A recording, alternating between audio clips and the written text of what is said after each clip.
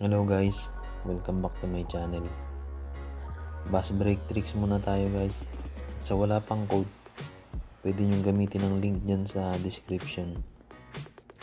At sa ngayon guys, tuturo ko sa inyo kung paano madoble ang payout natin dito sa Buzzbreak papunta sa ating GCash. Okay, let's start.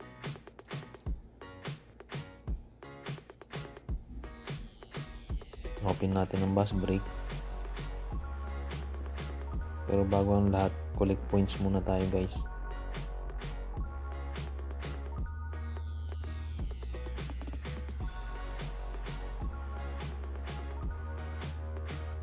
Wait lang nating matapos.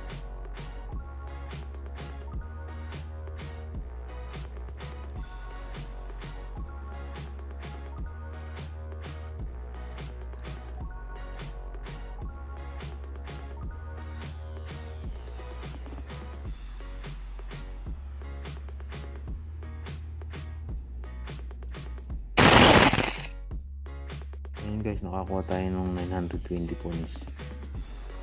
At meron din silang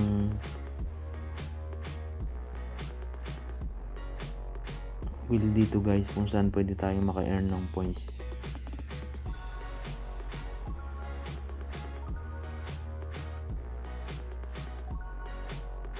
Pwede rin cash. Try natin guys. Spin tayo.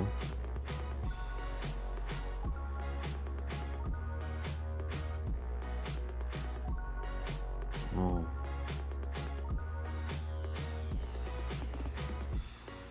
Ayun guys, nakakuha tayo ng 100 points. Okay. Tayo sa ating wallet.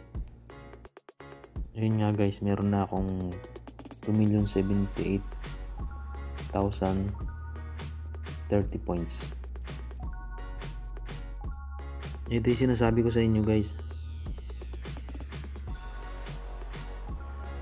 Bali nung isang araw nag-cash out ako dito ng 3 times 10 pesos, pero naging ang lumabas is 16. Pakita ko sa inyo guys.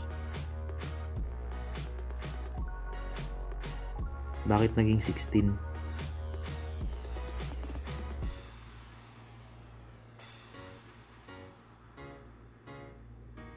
Kasi nga guys, yung dalawang withdraw ko dito is na doble.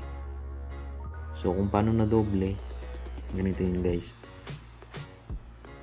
Tayo sa ating Buzzbreak. Pass out. Ito guys yung history ko. So kung paano na doble, ang tip ko sa inyo guys,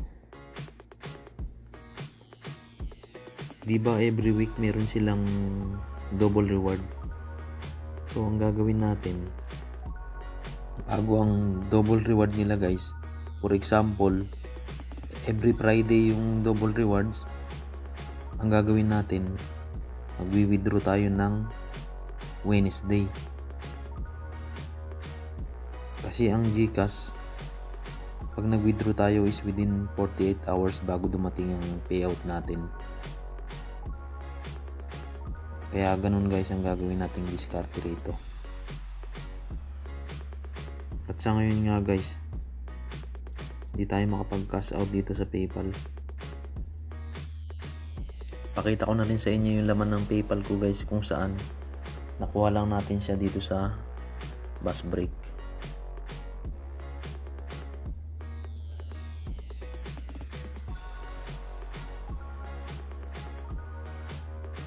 Ayan guys.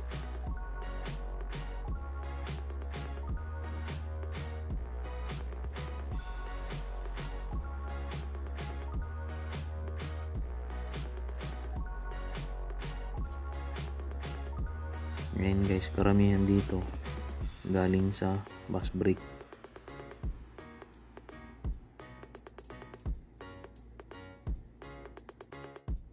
At sa next video ko guys, papakita ko naman sa inyo kung paano natin ma-withdraw ang ating PayPal balance